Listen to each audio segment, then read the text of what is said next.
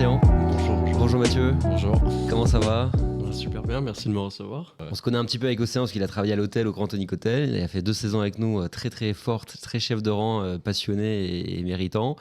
Et il va nous expliquer un peu ce qu'il a fait depuis. Exactement. Depuis le Grand Tonic Hotel et mon parcours à l'école hôtelière où j'ai fait un BTS en gestion et marketing. Je suis parti d'abord à Bordeaux faire une école de commerce. J'ai travaillé en tant que sommelier tout en étant en bachelor. Et ensuite, j'ai travaillé en tant que directeur commercial d'une entreprise qui vendait des whiskies 100% français, vieillis en fût de vin. Pendant mon master, donc un master des marketing et management des vins et spiritueux, pardon. Et ensuite, j'ai voyagé en Australie où j'ai pu avoir l'occasion de travailler pour 3 restaurants en même temps. Un groupe de restaurants méditerranéens, un restaurant plutôt type brasserie qui faisait sa bière lui-même dans le restaurant et un coffee shop. Puis je suis rentré en France et maintenant je suis enseignant au lycée hôtelier de Biarritz où j'ai fait mes études. Super, donc tu es passé de la voie très pratique à la voie de la théorie où tu enseignes et tu as eu plusieurs classes. Oui, plusieurs classes, c'est ça. Donc la boucle est bouclée en quelque sorte. Super. J'ai emmagasiné de l'expérience, des informations, des connaissances au lycée hôtelier que j'ai pu mettre en pratique. Et aujourd'hui, je peux transmettre ce savoir-faire à mes élèves qui ont entre 14 et 20 ans, on va dire. D'accord. Ok, top. On reçoit Océan aujourd'hui aussi parce que tu as une vraie vive expérience et passion pour tout ce qui va sortir des sentiers classiques, on va dire, parce que tu es fan des cuisines vegan, sans rentrer trop dans la caricature. Tu as voyagé et tu as rencontré des restaurants qui fonctionnaient très très fort. C'est ça. Et qui n'avaient à la carte que ce genre de produit, en tout cas. Tout à fait. Grosse inspiration. Et en Australie, tu as travaillé à Sydney. Oui, c'est ça. À côté de l'une des piscines les plus glamour du monde. Glamour du monde et les plus réputées du monde, c'est ça. C'est sur la baie de Bondi Beach. Bondi Beach. C'est ça, c'est l'iceberg. L'iceberg, c'est une des plus belles piscines au monde, je pense. À ciel ouvert. Avec un joli spot de surf. Oui, absolument. Et toi, tu as travaillé juste à côté. Oui, c'est ça, juste à côté de l'iceberg, en face de ce joli spot de surf, quasiment les pieds dans l'eau en fait. Ok, et du coup, c'est un peu vivre les voyages à travers l'hôtellerie et la restauration. Exactement. Ça permet de voyager, de trouver des boulots. Tu les as trouvés avant d'aller là-bas ou... Je les ai trouvés sur place. Je pense que c'est facile quand on vient de la restauration que de trouver un travail à l'étranger. Notamment parce que les Français sont extrêmement réputés. On a toujours un peu peur des Français pour certains trucs, mais à contrario, dans l'univers de l'hôtellerie et la restauration, on a cette image de la culture française, du savoir-faire, du luxe, et à l'étranger, ça paye, autant en termes de salaire que d'embauche. Moi, je suis arrivé avec un très bon niveau d'anglais, mais je suis parti là-bas avec mon petit frère, qui lui n'avait 0 base en anglais, par contre, qui avait travaillé un petit peu en restauration. Et de suite, c'est facile. Ils embauchent, ils font confiance et ils forment après. Tu as géré 3 ou 2 établissements en même temps? Oui, alors gérer, oui et non, parce que je n'étais pas tout seul aux commandes, mais effectivement, sur le coffee shop, j'étais employé complètement polyvalent. Donc, je faisais les ouvertures, les fermetures, les commandes, les stocks, tout en faisant du latte art sur des cafés et en étant au fourneau aussi. C'est toi qui faisais les playlists Spotify aussi Exactement, playlist 100% française. Ah ouais, biscuits. Et on avait tout, on avait beaucoup de rap français surtout. Très marrant parce qu'ils adorent écouter ça, les Australiens, mais voilà, ils comprennent pas un mot. C'était génial. Et là-bas, ils ont une grosse culture coffee, et je crois qu'on est tous d'accord pour dire que c'est le mieux au monde presque. Oui, je pense. Alors il y a deux teams, il y a ceux qui vont boire le café noir, et dans ce cas-là, on est quand même beaucoup plus sur l'Europe, je pense à l'Italie, à la France, où on a l'habitude de cet espresso, du ristretto, de la force du café.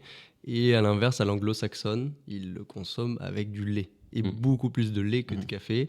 Quelque chose de très doux, de très crémeux. Ils utilisent un lait particulier, ça? Oui, alors lait entier pour ce qui est de lait de vache, mais aussi énormément d'alternatives. J'ai vu alors tous les grands classiques qu'on connaît aujourd'hui, lait d'avoine, lait d'amande, mais aussi lait de coco, les laits de pois.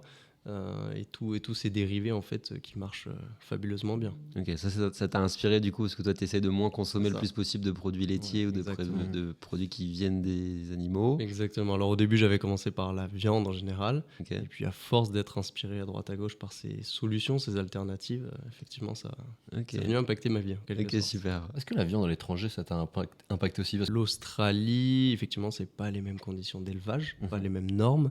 On est plus proche des États-Unis sur l'élevage de la viande. Sur l'OGM, etc. Voilà, Ouais. exactement, les OGM, c'est plutôt des grandes batteries. Même la législation en termes de nom sur les viandes n'est pas la même qu'en France. Il n'y a pas le LVA, élevé et tué dans certains endroits. Il y a pas trop une Alors, traçabilité. ils sont quand même très 100% Australie. Mhm. Il y a un truc, c'est que voilà, c'est une île très indépendante, que ce soit sur la production d'alcool, de nourriture, de céréales, de pétrole, ils sont complètement indépendants. Donc ça, ils mentionnent à fond le fait que ce soit fait en Australie. Et après, ils vont différencier la bête qui est élevée à l'herbe ou la bête qui est élevée au grain. Grass-fed. Ouais, grass-fed, exactement. C'est ça. Ok, super. Et t'as goûté du coup du kangourou ou t'as pas passé J'ai le cap du pas coup? goûté du kangourou en Australie, j'en avais déjà goûté en France. Ok, Voilà, super. sur une semaine du goût, j'avais l'occasion de goûter du kangourou. Bah, super, donc du coup l'hôtellerie ça permet de voyager sans avoir trop d'expérience non plus et de se dire ok j'y vais à fond et puis Ouais, ouais. je vais trouver quelque chose qui me... Oui, bien sûr. Alors, soit on décide de voyager pour l'hôtellerie. J'ai Mhm. des amis qui ont dédié leur carrière à voyager en travaillant, qui leur permet d'avoir des tafs assurés dans un groupe, par exemple, et faire de la promotion en interne et aller par des ouvertures à droite à gauche. On peut en citer peut-être. Bah, il y en a beaucoup hein, des groupes internationaux. Oui, bien sûr. mais- Hyatt, Marriott, notamment, qui sont deux groupes porteurs avec des vraies formations à l'interne. Où après c'est facile de partir sur une ouverture, les Hilton, les Saint-Régis, etc. Des destinations un peu particulières où finalement il y a un petit peu de tout. Je pense qu'il y a un petit peu de tout, c'est ça qui est magique aussi, c'est que l'hôtellerie-restauration, tout est différent, il y en a partout dans le monde, et selon si on a envie de se projeter en Amérique latine, aux États-Unis, au Japon, en Océanie ou en Indonésie, en Asie, et même en Afrique ou encore en Europe, je crois il y en a pour tous les goûts. C'est En Australie, du coup, la réglementation, c'est 6 mois et après, on est obligé de faire un fruit picking, donc un travail. Oui, alors ça, c'est Dans les uniquement champs. si on veut renouveler son visa. Exactement, Ouais, ça, Working ça a Holiday évolué. Visa. Exactement. Ça a peut-être Je évolué. crois que maintenant, du coup, suite Covid, c'est devenu l'hôtellerie-restauration est devenu un des secteurs qui Oui. permet de renouveler Ouais, le visa. exactement. Alors, c'est la Ouais. première année pour renouveler, c'est 3 mois. Ok. Dans ce qu'ils appellent effectivement, au début, on nomme ça comme les fermes, entre guillemets. Mhm. Mais ça s'est ouvert depuis, alors notamment depuis le Covid et aussi depuis les derniers incendies en Australie. Ça s'est ouvert à la restauration et à tout le tourisme dans les zones un petit peu reculées, mais aussi à la construction et aux travaux de réhabilitation des territoires. Ok, ouais. D'accord, donc plutôt large et donc Exactement. ça met sur un piédestal quand même l'hôtellerie-restauration pour toutes celles et ceux qui veulent voyager tout en Exactement. découvrant un Mhm. très joli pays. L'Indonésie, la Thaïlande, tu as fait aussi. Alors la Thaïlande, non, j'ai fait l'Indonésie. L'Indonésie, Ouais, ok. exactement. L'Indonésie, c'est. T'as travaillé c'est là-bas? une bulle à part, non, c'était uniquement pour les vacances. Ok, oui, parce que d'Australie, tout le monde va sur la full moon en Thaïlande. Exactement, ouais, ouais. Tous les spots, c'est vraiment l'Asie du Sud-Est qui est, C'est ça, qui est bah, très sympa on à est vivre. très proche et je pense que c'est un peu l'intérêt aussi de ceux qui vont en Australie, c'est de se dire j'ai l'occasion d'être à l'autre bout du monde, je vais pouvoir voyager tout autour, hein, les Fidji, le Japon, l'Asie du Sud-Est, la Nouvelle-Zélande. Ouais, Ouais, c'est vrai. C'est vrai qu'ils attire vont en beaucoup. Nouvelle-Zélande en bateau, je crois. Il y en a, ouais, il y a Un l'avion, truc, il y a le ça prend bateau. une dizaine de jours peut-être, mais quelqu'un me l'avait proposé une fois à Sydney et je me suis dit, mais jamais de la vie, je fais ça, quoi. Ça me paraissait. C'était sur un vrai bateau ou un cargo? C'est un voilier. Un voilier. Ah, un voilier. Ah ouais, voilier c'est avec génial. 4 personnes, alors que je n'avais jamais fait de ma vie. Il y en a qui font ça même pour faire Europe-Brésil. Exactement, ouais, c'est incroyable. Et si on revient un tout petit peu sur le côté Pays Basque, du coup, tu es revenu ici avec donc cette passion, cette inspiration pour tout ça. Et du coup, aujourd'hui, tu as développé un écosystème un petit peu. On te voit sur LinkedIn, ça a Mhm. commencé par ton CV Ouais, c'est assez ça. extraordinaire. On se dit, waouh, Il y a quelques années, ouais. c'est sorti un petit peu de nulle part. Tu peux nous en parler de ça en tant que Ouais, bien ex-sommelier? sûr. J'étais comme tout étudiant en recherche d'alternance. Alors peut-être pas tous, mais en tout cas beaucoup. Notamment depuis le Covid, les alternances ont explosé. On sait qu'il y a eu les aides de l'État, etc. Je n'avais pas réussi à trouver mon alternance la première année. J'ai dû parallèlement faire une mention barman à Biarritz, un petit peu à tort. Au final, qui m'a ouvert à beaucoup de choses, puisque c'est là où j'ai découvert les vins et spiritueux, qui m'ont vraiment passionné. Et l'an d'après, je me suis dit, impossible, je ne retrouve pas une alternance. J'ai publié un CV en jouant sur une mode qui venait tout juste de démarrer, qui était les CV magazines, en plusieurs pages, inspiré d'un contenu qui existe. J'étais inspiré d'une fille qui avait fait un CV sur l'équipe. Et j'ai balancé mon CV, la revue du vin de France, version 6 pages, très adaptée à l'univers du vin. Et effectivement, ça a fait un petit boom, 15 000 vues, j'ai eu 70 propositions d'embauche. C'était génial, j'ai pu sélectionner mes entretiens. Tu avais créé le parallèle entre ta personnalité à toi et puis le caractère d'un vin, je crois. Ouais, exactement. J'ai plutôt page âpre, souple. Je me mettais plutôt souple, je pense, à l'époque. Mais bon, effectivement, j'avais joué sur les qualités. Je dirais pas qu'il faut valoriser son ego, mais un petit peu. On est quand même sur un CV, sur le marché de l'emploi. Je dis toujours à mes étudiants, n'hésitez pas à bien vous vendre et à pas hésiter à vous mettre en avant, en fait. Un CV de 6 pages, de 10 pages, peu importe, faut y aller. Oui, peu importe. Je crois qu'aujourd'hui, c'est pas le format qui compte le plus. Maintenant, c'est le packaging. Ouais, exactement. Ouais. Il faut interpeller l'interlocuteur en face. Et effectivement, le CV Canva en une page a du mal à sortir du lot. Quand on voit qu'aujourd'hui, c'est les vidéos, les formats Reels qui font des CV, des petits packaging ou même la modélisation 3D. Et puis aujourd'hui, avec ChatGPT, c'est encore pire. Même dans le domaine du vin, on le voit, hein, une bouteille qui est un peu médiocre, s'il y a un très beau packaging, on va plus se diriger vers elle. C'est vrai, le marketing joue beaucoup aussi. C'est l'histoire de cette bouteille de vin qui valait 4 € et qui est arrivée finaliste avec une étiquette nulle part. Et en fait, certains experts n'en ont vu que du feu. Et ça fait un peu un bad buzz. C'est ça. Bon, c'est pas de majorité. Placebo. C'est exactement ça. On est souvent... pris par nos sens en fait et par nos connaissances qu'on pense croire, les croyances qui... Oui, ça aurait été différent si ça avait été une dégustation à l'aveugle, par exemple. Là, c'était pas le cas. Super. Donc, c'est quoi tes conseils? Qu'est-ce que tu fais apprendre à tes étudiants? Tu as une vision, une ADN, quelque chose que tu souhaites partager au fond de ta partie théorique? Complètement. Là où je suis très heureux d'être arrivé dans l'enseignement, c'est que je n'ai que 25 ans. Et aujourd'hui, je pense que ça manque des jeunes profs. L'enseignement lui-même n'est plus un métier qui attire comme avant.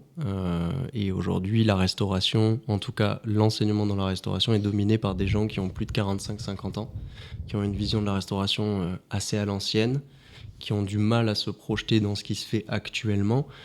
Puisque j'ai un ami qui dit souvent je suis un professionnel de l'enseignement, pas un professionnel terrain de la restauration. Il faut avoir un peu les pieds dans les deux univers pour comprendre ce qui se passe aujourd'hui. Et justement, j'ai cette vision moderne. Je pense que je peux apporter la vision et consommateur moderne, puisque je suis jeune, et aussi ce qui se passe vraiment sur le terrain, puisque jusque-là, j'étais sur le terrain. Et je le suis encore, je travaille à côté dans d'autres établissements. À l'hôtel Silhouette. À l'hôtel de Silhouette aussi, en partie. Très joli établissement en plein centre de Biarritz, avec une belle offre bar et snacking. Ça, exactement. Tu as dû faire une formation pour devenir prof? Eh ben non, en fait, il y a deux possibilités, soit passer par la formation et rentrer dans l'éducation nationale, soit faire comme ce que j'ai fait, c'est-à-dire être un professionnel comprend contractuel. D'accord. Voilà. Donc en fait, j'ai signé un CDD, c'est une mission d'1 an. Et non, je ne suis pas titulaire du poste actuellement. Et après, soit on passe le concours pour devenir titulaire. Est-ce qu'on a plus d'avantages parce qu'on a le statut prof aussi, du coup, si on passe le... Voilà, exactement. On devient titulaire de l'éducation nationale. Donc après, il y a les avantages qui rentrent en vigueur, notamment le salaire qui augmente tous les ans. On est sur l'indice des profs. En tant que contractuel, on n'a pas ça. Par contre, on a aussi une grande liberté et une autonomie de faire ce qu'on veut à côté, comme travailler l'été, et puis de ressortir de l'enseignement ou y rentrer assez souvent. Voilà. Peut-être une petite place à machine à café un peu plus VIP. Ouais, bon, ça va, franchement, honnêtement, moi j'ai de la chance à Biarritz, j'ai été accueilli par tous mes collègues. Cool. On est sur le même piédestal, ça c'est cool. Il n'y a pas eu de bizutage au début Non, ton âge.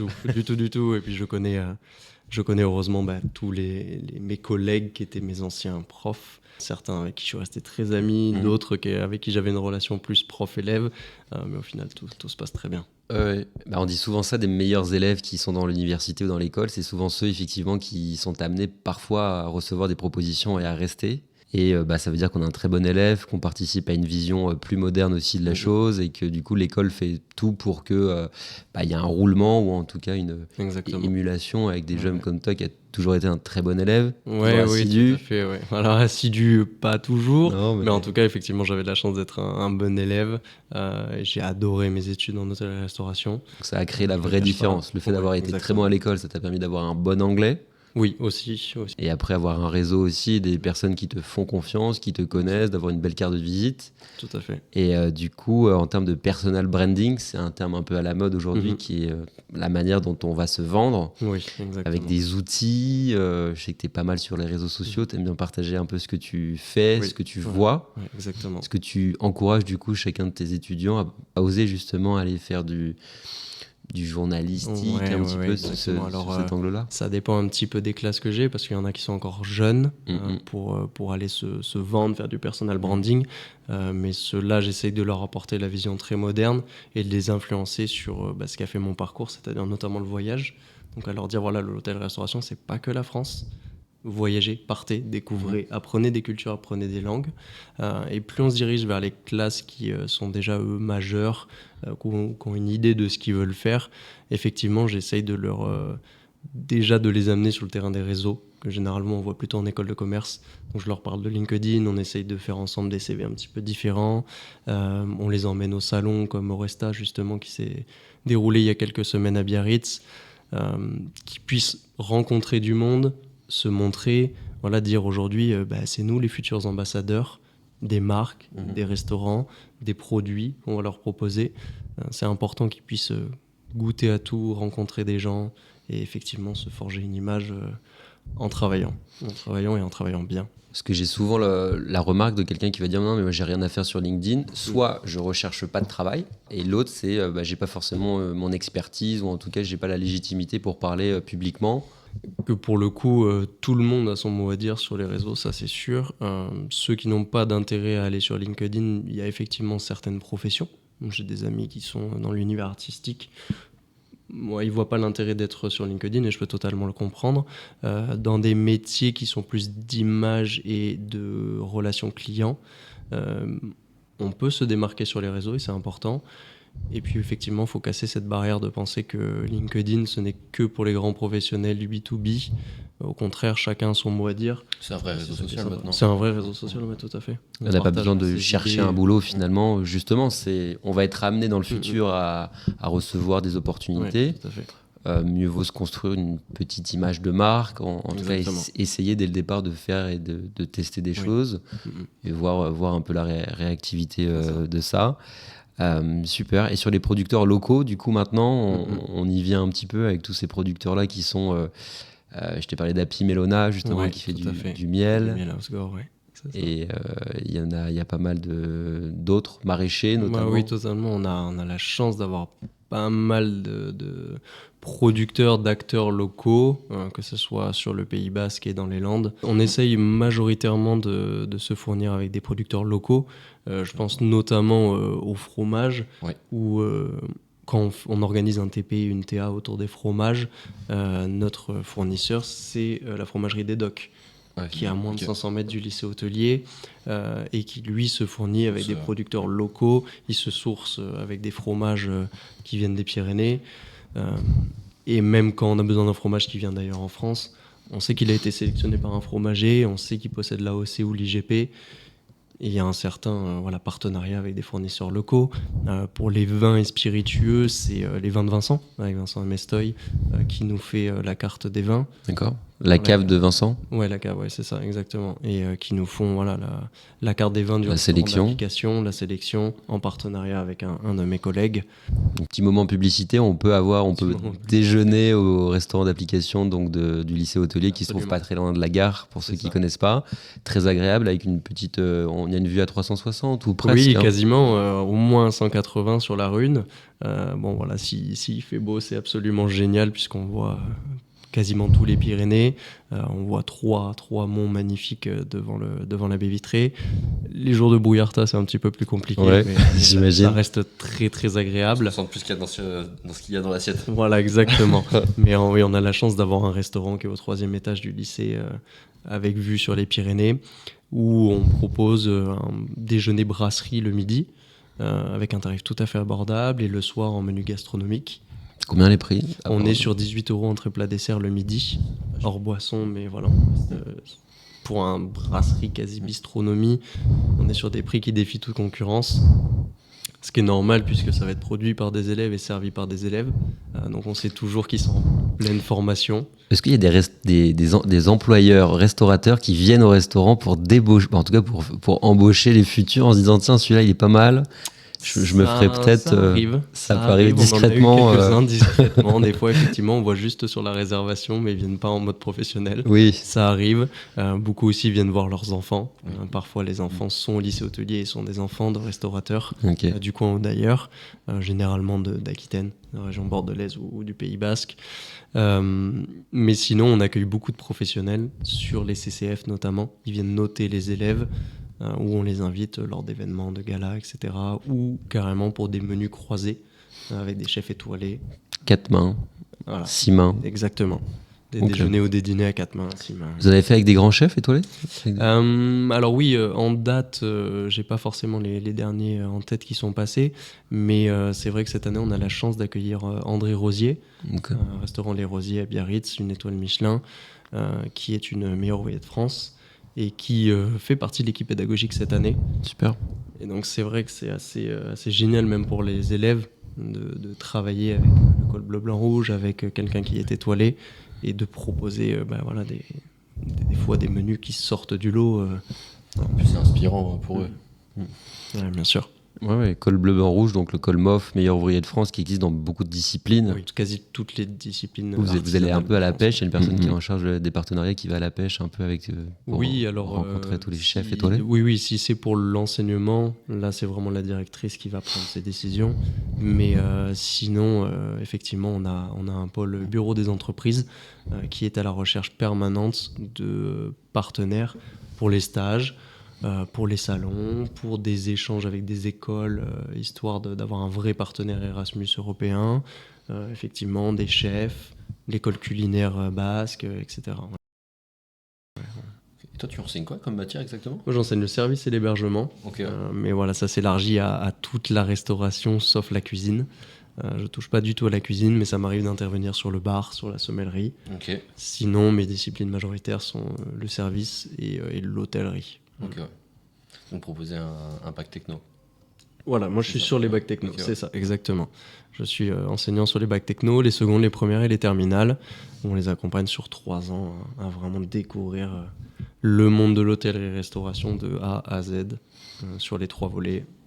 Restauration, cuisine et hébergement. On avait des livres ne sont pas obligatoires maintenant. Certains des enseignants qui étaient MOF, qui avaient des belles carrières, qui les avaient écrits, des bibles. Des gros pavés. Cuisine de service d'hébergement, qui étaient un petit peu les références. Aujourd'hui, c'est vrai qu'il y en a de moins en moins. On n'est plus dans l'obligation de les utiliser. Je pense à la cuisine française là. La cuisine française, le gros bouquin qu'on a tous à la maison. On avait ça, on peut tout cuisiner finalement. Oui, exactement. Un restaurant. On n'a pas besoin des cours, on y va. Ouais, si on le feuillette bien, oui. Après, il y a le service, il y a tout le reste. Et tu parles beaucoup de concepts avec tes étudiants, de ce qui se passe. On a, avant d'entamer le podcast, on avait un peu échangé quelques bonnes adresses. On avait notamment parlé du chef Gauthier qui s'occupe du Soho House. Pour ceux qui ne connaissent pas Soho House, une marque très branchée, très sympa dans le monde entier, sous format un peu de club. On peut avoir des prix et accéder à certains restaurants, des hôtels, à condition qu'on paye le fee annuel. Et là, notamment Monsieur Gauthier, chef Gauthier qui est à Londres. Oui, c'est ça, exactement. Au restaurant Gauthier Soho, qui jusqu'à 2021 avait une proposition tout à fait classique, j'ai envie de dire, gastronomique, mais classique, et qui a switché en 2021, mais à l'instar du Eleven Madison à New York, qui a fait exactement la même chose. Ils sont passés sur du 100% végétal. Donc, et ces concepts fonctionnent très bien, et Gauthier disait qu'il avait même connu 30% d'augmentation de sa clientèle, de son taux d'occupation, depuis qu'il est passé en 100% végétal. C'est comme le chef de l'arpège, je crois que c'était ça, pareil, qui avait fait ça. Exactement, monsieur Alain Passard. Passard, mais il y était revenu. Oui, parce qu'il avait eu un moment où du coup sa clientèle n'avait pas compris. Exactement. Trop brusque. Et après, je crois qu'il est revenu. Je pense que faut penser aussi aux modes, aux trends qui évoluent. Le consommateur a des demandes et on est obligé un petit peu de les suivre. Mais derrière, il faut être force de proposition. Et c'est vrai que c'est dur d'amener ses clients à quelque chose de nouveau. Et c'est là où on doit vraiment les embarquer dans une aventure pour que ça fonctionne. Il faut croire en son produit à 100%. À commencer par le Michelin aussi, qui peuvent être un petit peu perturbés par le fait qu'une carte change. Et M. Passard, justement, est allé voir, il raconte dans la série Netflix Chef Stable. Vous connaissez Stable de chef. Incroyable. Et du coup, ils mettent en avant justement Alain Passard qui dit, avant de changer ma carte, je suis allé voir le guide Michelin et je leur ai dit, voilà ce que je vais faire, vous prenez ou pas. Et finalement, bon, il a pris un gros risque. Finalement, il a gardé ses étoiles. Mais ça a été compliqué pour y revenir quelques années plus tard. Je pense que les codes du luxe aujourd'hui sont durs à défaire. Et notamment la pression du guide Michelin, qui est quand même le guide le plus reconnu au monde sur le classement des restaurants, qui aujourd'hui évolue dans quasiment tous les pays. C'est dur pour un chef qui a 3 étoiles Michelin, 3 macarons, de changer complètement de braquet et de dire heureusement le guide va changer de carte, on va passer en 100% végétal. Michelin évolue aussi, on le voit avec les mentions pour la salle aussi, voilà, ils décernent les étoiles maintenant pour la salle, et puis les clés vertes aussi pour les restaurants engagés, ils évoluent aussi. Moi, je trouve que même le consommateur évolue, parce que moi je me considère un peu comme un consommateur moyen. De plus en plus, les gars, je vais dans un restaurant, je vais être intrigué par le plat. Parce que des fois, c'est plus recherché. En fait, on t'a comparé une entrecôte frites, bon, qui est assez basique, il va être vraiment recherché. Le chef a poussé ses assaisonnements, ses sauces, etc. pour obtenir quelque chose qui donne envie, quoi. Bah, c'est vrai que quand on utilise de la viande, on a cette base qui est là, c'est la pièce de viande. Et puis derrière, on lui met une garniture, mais qui est souvent au second plan. Alors que dans le 100% végétal, les chefs sont obligés de se creuser un petit peu la tête pour créer un plat qui va avoir du goût, qui est attractif, qui est souvent... les clients ont peur que ça soit juste une salade ou un risotto. Et finalement, voilà, si on veut créer un plat 100% plant-based qui ait du goût et qui soit intéressant, il faut se creuser la tête. Et moi, c'est ce que j'adore dans cette cuisine. La cuisine, c'est ma passion. J'ai pas décidé d'en faire mon métier, mais à la maison, je cuisine énormément. J'adore cuisiner pour les gens. Et donc, je fais beaucoup de 100% végétal pour justement m'amener à tout le temps innover sur les recettes. Et je trouve ça génial. Et c'est vrai qu'il y a beaucoup de concepts qui se lancent dans ça et ça marche très, très bien. Et c'est vrai que les réseaux sociaux, ça aide quand même beaucoup. On a beau zapper sur Instagram les petits trucs, c'est vrai que parfois on tombe sur des petites recettes qui sont absolument magnifiques. Il y a 300 000 à peu près restaurants en France, Océan. Je suis en train de regarder à savoir combien est-ce qu'il y en aurait qui étaient véganes sur cette part-là. Oh purée, j'ai pas les chiffres en tête. Mais ça me paraît quand même assez infime. Ouais, alors 100% vegan, honnêtement, ça peut pas dans une mode de foin. Exactement. Je pense qu'on n'aura même pas les chiffres. Sur des restaurants et d'entités VG, c'est pareil. Je pense qu'il y en a, mais si c'est 1-2% des restaurants, par l'influence des pays étrangers, notamment, qui ont, comme l'Inde, 21% de la population qui est végane ou végé, l'Australie, l'Indonésie aussi, qui ont une panoplie de restaurants végé. Je pense qu'à force de voyager, les gens ramènent des concepts. Et puis on vient de le dire, par les réseaux sociaux, ça explose. D'un point de vue éthique aussi environnemental, que manger végé, ça peut être des petits avantages par rapport à ça. Ça a des énormes avantages. Vous parlez à quelqu'un qui est complètement convaincu que l'hôtellerie-restauration doit et va devoir se réinventer un petit peu pour faire face à ces problèmes écologiques. Et par là, ça impose évidemment de réduire les consommations de viande. Je ne suis pas là du tout pour imposer mon style de vie aux gens ou à l'hôtellerie-restauration, mais on le voit, si on veut réduire sa consommation de carbone et son empreinte écologique, une des grosses sources d'acides aminés aujourd'hui, c'est les champignons. Et les champignons, pareil, c'est en train d'exploser. Ouais, c'est vrai. Que ce soit pour les sportifs, ce genre de truc, c'est ça, que ça soit pour les sportifs en termes de goût d'huile essentielle, mais aussi tout ce qui est les boissons de champignons adaptogènes le matin pour remplacer le café. Bonjour, c'est ça ? Bonjour, par exemple. J'ai vu ça beaucoup tourner sur les réseaux. Il y a pas mal de gens maintenant qui proposent des kits pour faire pousser ces champignons. Alors si on a la chance d'avoir une maison, c'est ça. Dans des bûches ou alors dans des genres de trucs qu'on met dans la salle de bain, etc. Exactement. Exactement. C'est génial parce que une fois qu'on peut l'implanter à la maison, c'est tellement économique et c'est une vraie source écologique, éco-responsable pour remplacer la viande. Et par exemple la Greenhouse à Melbourne, qui est une enceinte 100% végétalisée. Ils utilisent en fait l'eau de leur douche qui retombe par des parois, crée une atmosphère humide pour les champignons et fait pousser les champignons dans la maison. C'est génial parce qu'ils réutilisent absolument tout. Et en fait, il y a 3 ou 4 chefs en résidence qui sont là en permanence. Et il y a une table qui est ouverte midi et soir sur quelques jours pour proposer une cuisine 100% végétale. Mais la Greenhouse reste un écosystème où ils accueillent des gens à longueur de journée. Voilà, ils produisent eux-mêmes leur gaz naturel, etc. Il y a des belles idées à... Pour revenir juste sur le kombucha, je ne sais pas si vous connaissez la marque Archipel. Ils font des partenariats notamment avec des hôtels de luxe comme le Shangri-La, et ils sont en partenariat avec le sommelier de là-bas pour faire des accords mets kombucha.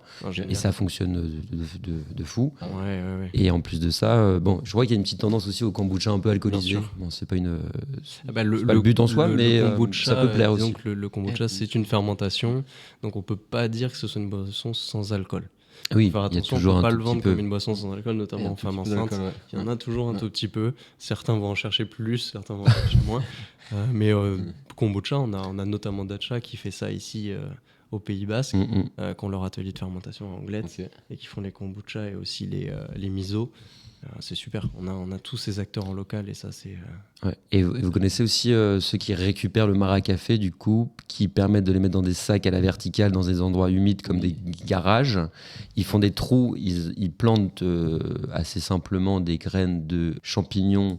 Shiitake, pleurote, lion's mane, c'est vraiment les... Et du coup ça fait des énormes, c'est une variété quand même qui fait des énormes tas, et au bout de quelques semaines, quelques mois, tout de suite ça... Après aussi, hein. Je crois que c'est le oyster mushroom, là je regardais. C'est un certain budget quand même. Bien sûr. Et puis forcément quand ça devient une trend, les prix augmentent. C'est un peu dommage parce que c'est un des produits les plus naturels qui existent. Le champignon, c'est un peu à la base de tout ce qui existe sur Terre.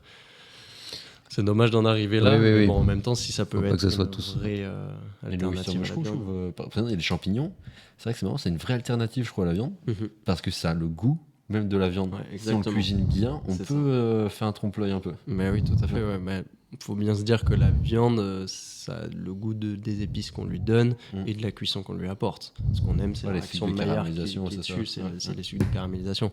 Le champignon, ça va être la même chose. Si vous lui apportez quelques épices grillées et vous l'aplatissez un petit peu comme de la viande pour lui apporter un côté croustillant, c'est génial. Toutes celles et ceux qui souhaiteraient entreprendre un petit peu dans cet écosystème-là, il y a des choses à faire. Bien sûr. Avec un peu de technicité, avec un peu de connaissances, avec un petit local, il y a moyen de créer quelque chose et de pouvoir faire produire, etc. Tout à fait. Je pense qu'aujourd'hui, ça va être le rôle des chefs de promouvoir toute cette cuisine végétale pour justement, les chefs, c'est les ambassadeurs des consommateurs.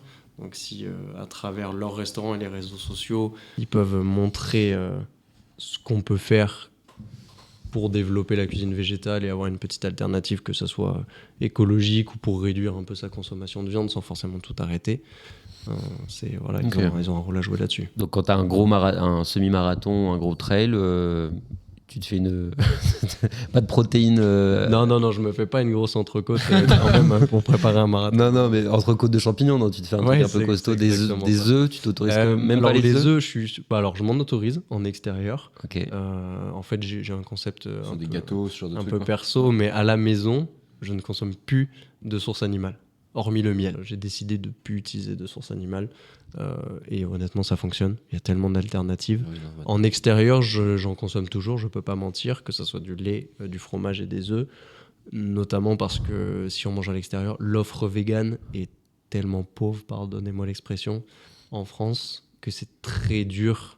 Sinon on mange plus à l'extérieur en fait. C'est impossible. Citer un restaurant, on devient un peu on s'écarte de la société aussi parce qu'on a un groupe d'amis par exemple qui va aller manger. Bon, on est le seul à un peu imposer ce choix. Il y en a qui sont compréhensifs et il y en a d'autres qui sont vachement moins. La choulette du samedi soir par exemple. On est dans une région où la choulette du samedi soir et même du dimanche midi ou le poulet rôti du dimanche midi, normalement c'est religion. Donc effectivement je fais un petit peu tâche dans ce décor là.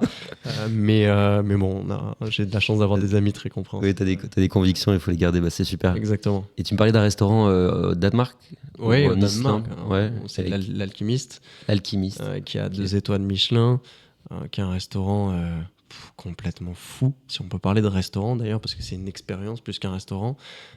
Faut passer pas loin de 4 à 6 heures à table, dans un restaurant complètement immersif, où on mange à une 50aine de convives, tous autour d'une grande table, et le chef Rasmus vous propose, je crois que c'est une 50aine de bouchées qui se suivent les unes aux autres, mais dans l'univers de ce qu'avait fait Monsieur Perret, chef Perret, avec son restaurant ultraviolet à Shanghai, où il avait fait un restaurant complètement immersif.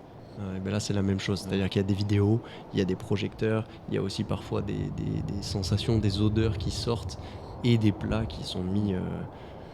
je crois que même Monsieur Perret, il mettait un kidnapping on se faisait kidnapper au milieu de Shanghai. Ouais, c'est ça, exactement. Mais c'est pour pas savoir l'emplacement du resto. C'était incroyable, ce concept. Les chercher en van.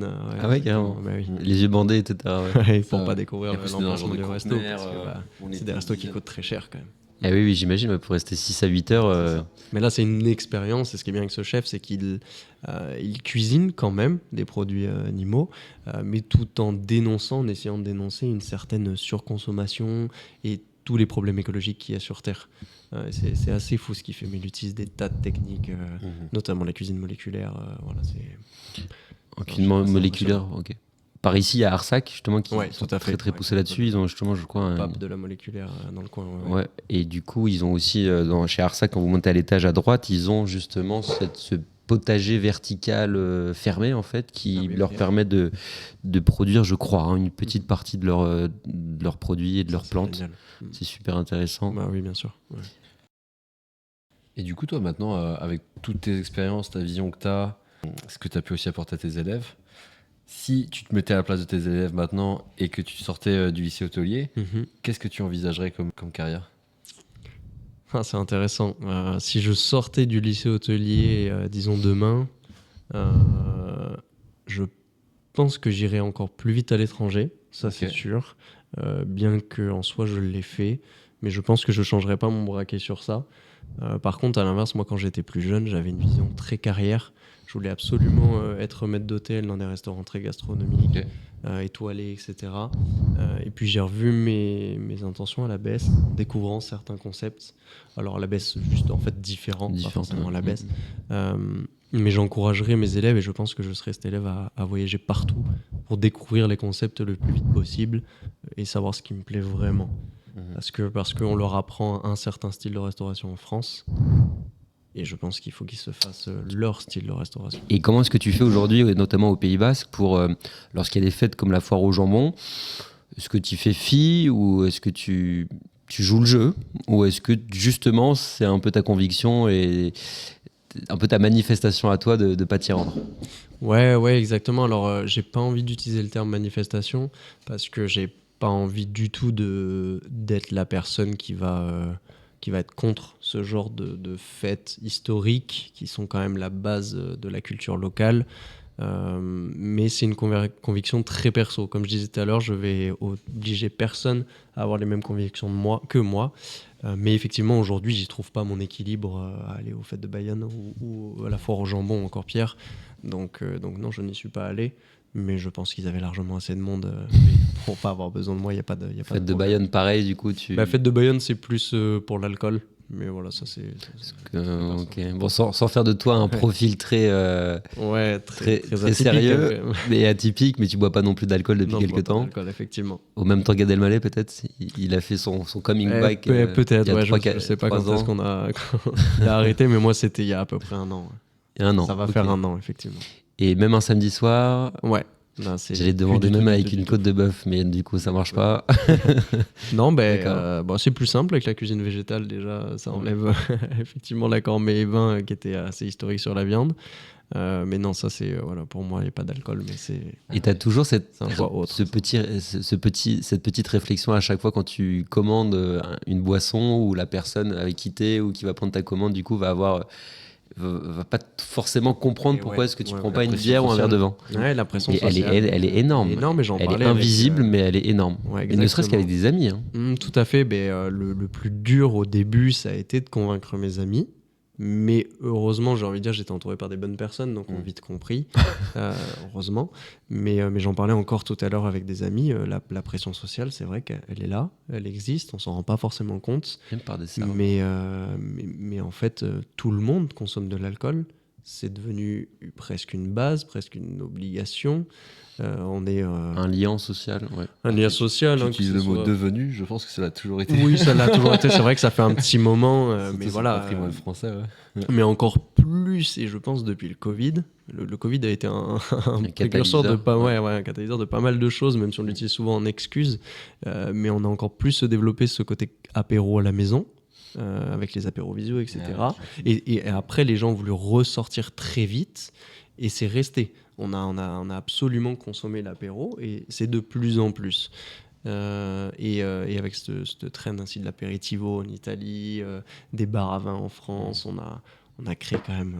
voilà, effectivement, ça existe depuis très longtemps, mais je pense qu'on surfe beaucoup sur ça aujourd'hui. Il y a beaucoup de concepts très apéro. Plus que restauration. Je trouve que la nouvelle génération est beaucoup plus alerte par rapport à ça. Il y a quand même maintenant un effet de mode sur un mode de vie sain où les jeunes vont à la salle, ne boivent pas, ne fument pas. Ouais, je l'espère. J'ai l'impression qu'il y a vraiment les deux univers complètement distincts. Alors peut-être que ça fait une séparation. Peut-être qu'on va avoir des gens qui vont aller complètement du côté sain. C'est ça. Il y a heureusement beaucoup de gens qui se mettent au sport et qui reconsidèrent le côté sain. Mais en même temps, on le voit, il y a quand même un gros développement du binge drinking, qui est un peu un gros problème. Ces jeunes qui vont boire très vite et beaucoup. Ça existe vraiment, ça ? Ça existe vraiment. Ah, oui, je peux le confirmer. Ça existe pas qu'en France. Oui, c'est plutôt aux États-Unis, quoi. Aux États-Unis, en France, en Australie, je l'ai vu dans plein de pays. C'est un petit peu. Oui, en Australie, ils se la collent. Hein. Ouais. Mais justement, là, tu parlais des accords mets et vin. C'est pas quelque chose qui te manque, toi qui es un grand passionné de la cuisine, qui a grandi comme aussi avec ses codes. Bien sûr. Moi, je sais que, par exemple, j'ai un frère qui ne boit pas du tout d'alcool depuis maintenant 5 ou 6 ans. Je sais que j'adore l'accord mets et vin, justement. Ouais, bien sûr. C'est vrai que quand on est à table, j'ai quand même l'impression que, des fois, il profite pas autant du repas que moi. Mais c'est une manière très, très jolie de le dire. Mathieu, bien sûr, mais c'est une énorme question pour moi. C'est un vrai paradoxe, puisqu'en plus, c'était mon métier. Ouais. J'ai été sommelier, j'ai été barman, mixologue. Mon but, c'était de créer des pairings, créer une expérience client autour de la boisson. Et aujourd'hui, j'en consomme plus du tout. Donc effectivement, c'est très spécial. Et le slow wine ? Le slow wine en lui-même, j'ai vraiment un problème. C'est-à-dire que sur les vins désalcoolisés à froid ou les vins sans alcool... Tu sais comment c'est réalisé ? Ouais, ça monte un peu plus en température à 80 degrés. C'est un peu compliqué. Ça casse un peu quand même l'aromatique. L'aromatique, mais derrière, il y a quand même des vins. Et même LVMH a sorti des cuvées, des champagnes et des vins haut de gamme qui se vendent à prix normal, sans trop d'alcool, voire même sans alcool du tout. Ouais, bon, pour le peu que j'ai goûté jusqu'à aujourd'hui en termes de vin, j'accroche vraiment pas. Okay. Par contre, je suis pour toutes les alternatives sans alcool et notamment essayer avec les mixologues de développer des cartes sans alcool. Il y a des jolies choses à faire. Rien à voir. Mais du coup, tu nous disais que tu étais mixologue. Il y a un truc qui se développe vachement maintenant, qui est un nouveau concept, c'est le cocktail en canette. Ouais, tout à fait. Qu'est-ce que tu en penses ? Je suis pas contre. En école de commerce, je travaillais beaucoup sur ces concepts-là. On nous demandait de pitcher un projet. Fallait travailler 2 heures dessus et derrière le vendre. C'est quelque chose que j'avais fait plusieurs fois, le cocktail en canette. On avait carrément brandé un nom et on s'était mis partenaire de plusieurs festivals. Okay, j'ai des potes qui lancent des festivals et franchement on savait que ça pourrait marcher. Et même maintenant ils ont festival, ils ont des fûts absolument, de cocktails. des fûts de cocktails. Ils rajoutent juste l'alcool à la fin. Ouais, c'est ça, ou même des fois tu as des fûts tout prêts, il y a juste à les brancher à la draft. Des pré-drinks, ouais. Ouais, c'est ça. Il y a même la machine des pré-mix, pardon, ouais. Et il y a même des machines où il y a plusieurs bouteilles qui sont à l'envers. En fait, ça tourne en fonction et ça vous le fait directement en émulsionnant même le mélange, je crois. C'est intelligent. Toutes les innovations possibles pour rendre l'expérience cocktail plus rapide, plus facile à réaliser. C'est vrai que notamment sur un festival, un événement sportif, on n'a pas forcément la potentialité d'avoir des barman, voire même des mixologues. Donc, quoi de mieux qu'un cocktail déjà pris en canette ou à la draft à la pression. C'est génial, mais j'ai regardé une petite publicité pour le faire attention qu'il n'y ait pas trop d'agents additifs, d'agents endocrinants et pas trop de sucre non plus ajouté dans ces préparations. Exactement. Parce que ça peut vite être un surplus par rapport à la dose de sucre qu'il y a déjà à la base. Ouais, bah c'est ça, on le voit. C'est comme une bière en canette. Sodas, hein, très rapidement, on arrive à 6 morceaux de sucre par canette. C'est énorme. Le réel avantage avec ces pratiques, c'est que la qualité du cocktail, du début de la soirée jusqu'à la fin de la soirée, elle est toujours la même. Ouais, bien sûr. Alors que si par exemple le barman, il est peut-être un peu plus fatigué, il va moins écraser sa feuille de menthe au fond de son mojito. C'est sûr que pour des événements qui demandent de l'ampleur et qui durent un certain nombre d'heures, on n'aurait pas les barman. Après, dans un festival, je sais pas si le mojito c'est un des cocktails que le chef barman mettrait trop en avant. Ouais, non, c'est sûr. Bon, si, ou pré-concassé. En pré-mix, ça doit fonctionner, honnêtement. Le mojito en canette doit fonctionner, c'est sûr. Il y a l'espresso martini maintenant qui est vachement à la mode. L'espresso martini qui est extrêmement à la mode. On va te faire un petit quiz. On va te citer 3 films et tu vas devoir nous dire à quoi fait référence le cocktail ou la boisson du film en question. T'es prêt ? Je suis pas trop un cinéphile, donc on va The Big Lebowski. Ah, c'est ça aussi. Non, ça je connais pas. White Russian. White Russian, non ? Ouais, White Russian. White Russian, c'est de la vodka, de la liqueur de café et de la crème. Avec Kahlua et il boit ça toute la journée en peignoir avant ou après de jouer au bowling. Évidemment, peut-être le parrain avec son fameux Godfather whisky amaretto. Okay. Et le cocktail qui est éponyme en fait, qui s'appelle Godfather. Je pensais au camping Paradis Flot Bleu. Ouais. Le Ricard. Le Ricard, ouais, c'est vrai. C'est pas vraiment un cocktail. Non. Bon, c'est une boisson nationale, hein, quand même. Sûr, quand même. Ouais. J'ai envie de boire un truc gourmand qui va me faire plaisir. J'ai pas envie d'un coca. Et du coup, je me tourne vers la carte sans alcool des cocktails. Ouais. Chantaco, c'est gourmand. Moi, j'aime bien le Bloody Mary, par exemple. Ah ouais. C'est top ça. J'aime bien qu'ils mettent du bacon avec et tout. Du céleri, la salade. C'est ça. En parlant de bar, justement, il y a Difford Guide. Je me suis vraiment focalisé sur le bar à l'hôtel. Justement, je me basais là-dessus, en fait, avec toutes les meilleures recettes du monde qui sont validées par les plus grands. Bien sûr. J'avais même acheté le bouquin. Enfin, il y avait vraiment tout un univers incroyable autour de ça. Quand est-ce que le cocktail a été créé ? Par qui ? Comment ? Pourquoi ? Bien sûr, c'est une vraie bible. Et c'est une vraie bible. Et souvent, les cocktails très connus, ils ont été faits par des barman dans des métropoles, dans des grands palaces, pour des personnalités importantes. Ouais, exactement. Souvent, les cocktails ont été créés à l'époque pour sur mesure, empereurs, rois, reines, princes, princesses. Et puis en avançant dans le temps, ça a été pour des célébrités, pour des auteurs, pour des... Charlie Chaplin, c'est du patcharan, de la liqueur d'abricot et du citron. Oh, wow. C'est un de nos cocktails signature ici à l'hôtel. Excellent. Et ça a été demandé par Charlie Chaplin. Ok. C'était de la liqueur donc le patcharan, c'est de la liqueur de prunelle. Ouais, bien sûr. Il a peut-être, c'est pas Charlie Chaplin, il a peut-être pas employé le terme patcharan, mais en tout cas, comme nous on le fait très bien ici aux Pays-Bas, c'est boire avec modération évidemment les alcools. Bien sûr. Aussi, on nous a déjà fait un cours un petit peu sur allez-y doucement. Donc, le cours sur la modération. J'ai parlé aussi de notre projet aussi Océan qui s'appelle Cause the Team. Bien sûr. Tu semblais assez réceptif un petit peu à ce qu'on essayait de mettre en place, et notamment avec ce côté un peu événementiel où on va avoir la possibilité pour les membres du club de faire des ateliers sportifs, dégustation ou quoi, et en fait faire vivre un peu sa passion avec les autres en allant par exemple faire des ateliers ou à la découverte de maraîchers. S'il y a un club de fans de mixologie, peut-être aller voir justement des fournisseurs dont on a parlé tout à l'heure. Ouais, bien sûr. Je pense que c'est ce qu'on disait tout à l'heure sur le fait que les restaurateurs, les hôteliers sont un petit peu la porte d'entrée à toutes ces nouvelles tendances, à tous ces changements. Et Call the Team permet ça, le regroupement de différents hôteliers dans la même région, différents restaurateurs, pour créer des événements en interne ou inter-entreprise.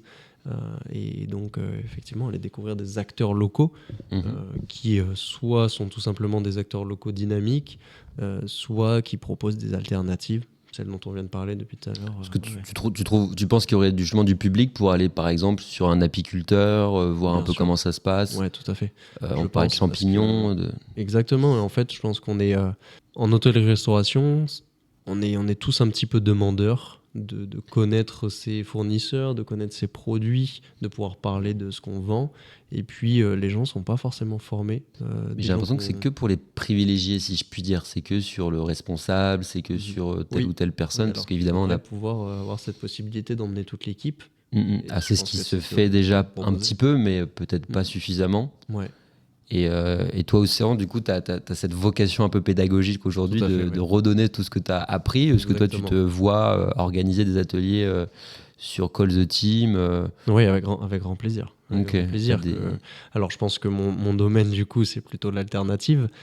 Tout ce qui est alternative à la viande, alternative à l'alcool. Je suis en plein dedans, donc ça serait avec grand plaisir que de faire découvrir, grâce à des acteurs locaux, quelles peuvent être les alternatives à la viande, comment utiliser les végétaux pour créer une carte végétalisée, quoi mettre dans ces cocktails pour créer des cocktails sans alcool qui ne soient pas juste des versions virgines qu'on connaît déjà. Si un restaurateur, justement, il souhaite étoffer un peu sa carte, il n'a pas trop d'idées, est-ce que toi, tu te positionnerais professionnellement pour un peu conseiller, auditer ? Oui, bien sûr. Bien sûr. J'y réfléchis beaucoup. Okay. Justement, c'est un domaine qui, aujourd'hui, met en pleine expansion. Il y a de la demande et il y a peu de connaisseurs sur ce sujet-là. Il y a peu de vrais pros d'experts pour aller dire au chef, écoutez, la demande elle augmente sur les cartes végétales, vous avez de plus en plus de végétariens, de plus en plus de gluten-free, etc. Comment vous allez y répondre ? Faut apporter des solutions. Donc, sur la partie food et beverage aussi ? Exactement, sur les deux, tout à fait. Tu vas donner des axes à tes étudiants pour qu'ils suivent un petit peu tes préceptes ? Alors, disons que je leur donne des conseils, je leur montre ce qui se fait. Par contre, je suis pas là pour les formater. C'est-à-dire que c'est pas mon job de leur donner une vision et de leur dire les gars, faut être végé. Tu leur ouvres la porte. Ouais, exactement. Ça existe. On est en lycée hôtelier et aujourd'hui, je vais pas vous mentir, je dois quand même leur apprendre les bases de la restauration. Donc quand il y a la découpe du poulet à faire, qui est un grand classique, aujourd'hui au Guéridon, aujourd'hui pour l'instant, je leur apprends encore. Même si ça ne matche pas forcément avec toutes mes valeurs, il faut leur apprendre parce que c'est aussi ça la restauration aujourd'hui. Par contre, je suis à 100% convaincu de moi, de mes valeurs, et c'est un vrai plaisir que de pouvoir leur partager. Et tous mes élèves savent que je ne consomme pas d'alcool, que je ne consomme pas de viande. C'est pas secret non plus. Non, pas du tout. Je pense qu'il faut échanger avec ses élèves. Il ne faut pas avoir de secret hormis la vie personnelle. Ça, c'est le côté aussi un peu sentimental, mais prof jeune. Ouais, j'essaie d'être très proche de mes élèves, ce qui peut parfois être un défaut. Certains profs vous diront, mais soyez très distant de vos élèves, sinon vous créez un certain conflit, etc. Moi, je suis très proche de mes élèves, notamment parce que j'ai des petits frères qui ont leur âge, et je pense que c'est extrêmement important. Et ils adorent me poser des questions sur comment je mange, comment je cuisine, mais comment je fais, est-ce que je vais en soirée, etc. Et Mathieu, du coup, des consommations qui vont peut-être changer, peut-être évoluer dans le temps ? Alors moi, je sais que déjà, je bois beaucoup moins d'alcool. Okay. J'ai une période étudiante, voyage, où j'ai profité de la vie. C'est ça. Mais là, dernièrement, je consomme uniquement de l'alcool quand je suis en soirée avec des amis, donc socialement. Et chez moi, je bois plus du tout d'alcool. Par exemple, quand je fais des courses, j'achète pas d'alcool. Okay. Et sur la consommation de la viande, alors là, là c'est j'ai plus dur. beaucoup de mal. Je consomme par exemple quasiment pas de viande rouge, uniquement poulet. Ouais. Je consomme quand même un petit peu de poisson parce qu'on a la chance d'habiter à Biarritz, à Crier de Bayonne, qui est juste à côté, qui est breton. Donc, bien sûr. Ouais. C'est vrai qu'on a du super poisson. Et vous êtes favorable à tout ce qui est protéines en poudre, etc. ou bof ou ça, je pense que ça peut être un vrai complément si on est sportif. Pour toi, par exemple? Alors pour moi qui fais uniquement de la course à pied ou presque, j'en ai pas forcément l'intérêt aujourd'hui. Pour quelqu'un qui fait des sports de force, notamment de la musculation, qui va vouloir faire de l'haltérophilie ou des aerox, du crossfit, etc., ça peut être un vrai complément. Il faut faire attention avec les protéines à ne juste pas l'utiliser en tant que remplacement alimentaire. Ça peut pas être un remplacement d'un régime sain. C'est un vrai complément. Si on choisit la bonne protéine avec les bons composants, mais on en parlait tout à l'heure avec les cocktails en canette, s'il n'y a pas trop d'intrants et de produits chimiques, ça peut être un produit tout à fait intéressant. Super, écoutez, merci d'avoir suivi le podcast Let's Talk par Call the Team avec Mathieu et Océan aujourd'hui. On se dit à très vite.